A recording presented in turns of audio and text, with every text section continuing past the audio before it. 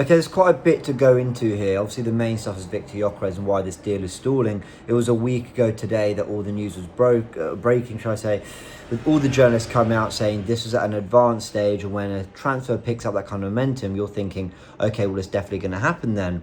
And things have really, really slowed down. I'm still confident the deal is going to happen, but the sporting president has had quite a bit to say. We're going to talk about what that means, whether we should worry too much about it. And there was a report about Leandro Trossard. It seems to have been deleted. I want to understand what the hell's going on there. So let's go through first what the sporting president Varandas had to say. Because Viktor Gyokeres isn't showing up for pre-season training. That was confirmed by David Ornstein and a few others. The quotes from the sporting president are, if they don't want to pay Victor's fair market value, we're very comfortable with that for the next 3 years. This strategy is also making it more complicated for the player to leave. Nobody's above the interests of the club, whoever they are. Apologies for that. We're calm. Everything will be resolved with the market closing, a hefty fine and an apology to the group. So pretty big statement here. I've really thought about this, okay, because I see Arsenal fans obviously defending Viktor Gyokeres in this situation. I get that's the player we want to sign. I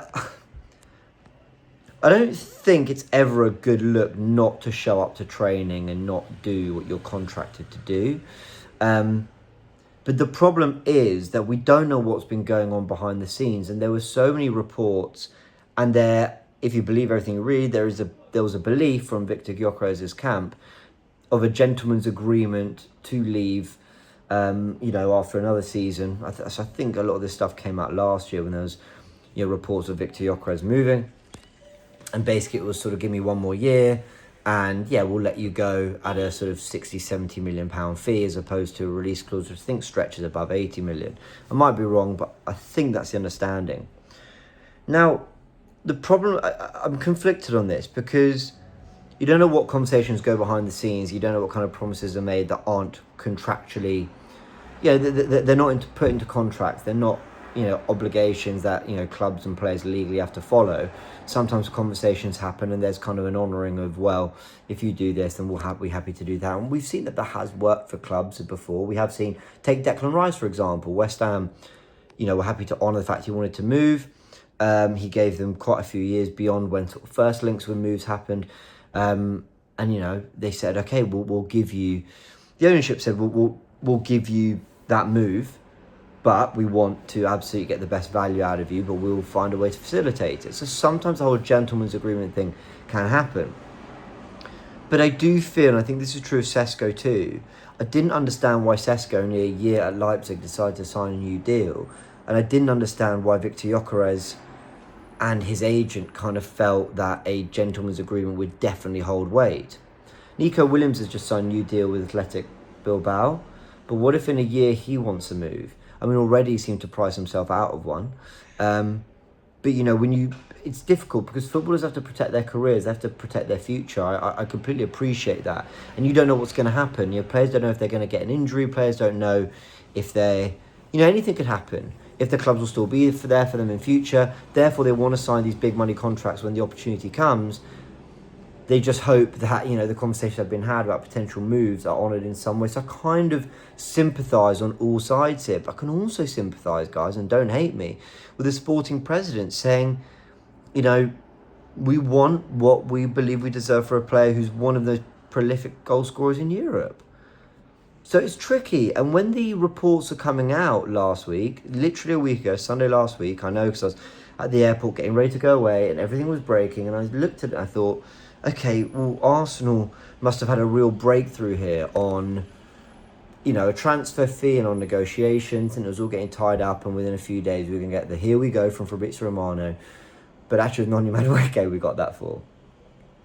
So I'm a little bit concerned. We also hear a lot about how Andrea Berti uses the media, and I can't pretend I'm not a little bit concerned that maybe some of the stuff about this Gyokeres deal being advanced, did that come out to kind of soften what was about to be big news on the Madueke developments, and maybe actually it's not quite as advanced, and I don't know, maybe I'm being extremely cynical. I'm just asking a load of questions, right? I'm not sure. I'm just very surprised that when the reports came out last week and we all thought, okay, well, this must be happening, I'm just so surprised that resulted in 7 days of quiet speculation, no real updates. I think there's confidence. I mean, some reports, I think Henry Winter said that a fee's largely been agreed. It's actually more about agent stuff and add-ons and the structure of the fee. And then others are saying that, there's only a couple million apart with these, with Arsenal and Sporting. But I don't know. This feels like more than that. This doesn't feel to me like, it's just a case of they're close and they need to sort of haggle over a few things. This feels much more to me like Sporting really kind of, digging their feet in and just saying, well, heels in, what's the saying? And basically just saying, yeah, no, we're not going to do a deal for anything less than we believe we deserve. And look, should Victor Gyokeres not be training?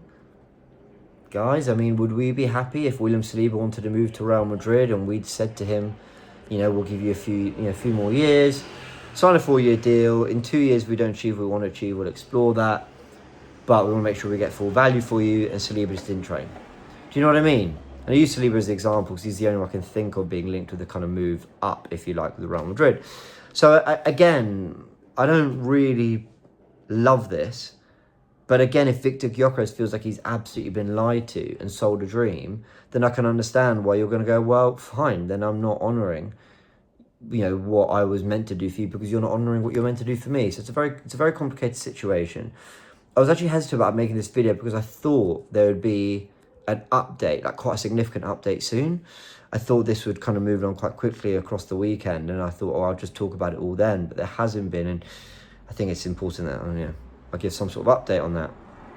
Now, just on other bits and bobs, people were making this point that on January the 30th, 2023, David Ornstein tweeted that Tottenham's move for Pedro Porro is off after Sporting, is it Renegade? Renege? I don't know how to pronounce that word, sorry. On terms of proposed deal, 23-year-old is distraught after Sporting president told the right wing-back that following Saturday's League Cup final, he would be allowed to leave. So, this is another example of the Sporting president telling Pedro Porro he'd be allowed to leave, and now Sporting have changed their mind and gone, actually, we're not going to. That was on the 30th of January. By the 31st of January, Tottenham posted an article, Porro signs from Sporting, and it was all done. So we've seen these kind of mind games before. We've seen this kind of negotiation tactic. We've seen these kind of, we've seen these statements and these moves from the Sporting president. It's really not that surprising that this Gyokeres deal is, getting a little bit messy. But I think what's really important is by pre-season, which, by the way, they leave on the 19th. That's in a week's time. I think it's really important by pre-season tour, we have this guy pretty close to getting on a plane, if not on a plane. And do you know what? Even that's me changing my stance, because I'm happy to give Arsenal I'm happy to be a little bit patient while they're trying to sort of really get this one done. But even then, I said everyone needs to be in by pre-season tour. So even I'm sort of compromising there because I can see that clearly Arsenal are trying to do this deal. But yeah, let's see. I don't feel great about how long this is dragging on, but I'm still quietly confident. In fact, no, I'm very confident we still sign Victor Gyokeres. This is all just part of the dance that has to be done before inevitably the move happens. And I say inevitably, that's quite strong of me, but I feel like it is going to. There's just a big old song and dance going on right now. So on Trossard, obviously I mentioned him in the headline too. So this is really strange, and actually there's not really a lot I can say because the tweet's been deleted. If I'm not mistaken, I think Florian Plettenberg tweeted that. Basically, I think he tweeted and then deleted that Bayern Munich want Leandro Trossard if they can't get Luis Diaz. Now, what I'll say on this, the tweet's been deleted, so I shouldn't react to it too much. It's been deleted for a reason. And if I just have a look, he's not tweeted like an update. There's no other... Yeah, there's nothing else. So he's clearly deleted it because he doesn't feel that stands true. So let me just say this very quickly.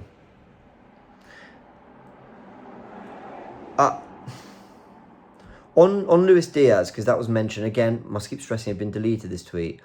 I don't know if Liverpool are in a position right now you know, there's big things going on at that football club. And I imagine everything's kind of gone a bit quiet on that end. And, you know, there's things bigger than football. With Leandro Trossard, they have been exploring the market for a long, long time. And Bayern Munich have. From Nico Williams to trying to keep Sane to, I mean, so many players, genuinely. And they've kind of arrived at Leandro Trossard potentially. And that does feel like one that I could see Bayern Munich going well for the sake of a squad player. We've still got Gnabry, we've still got Coman. Trossard just needs to kind of do a job. That wouldn't really surprise me. So let's keep an eye on that. But the tweet has been deleted. But there's been so many rumours around Trossard. I mean, now the moves to Fenerbahce are being sort of rubbished by a lot of people, a lot of reporters saying, no, that's not going to happen. I just wonder whether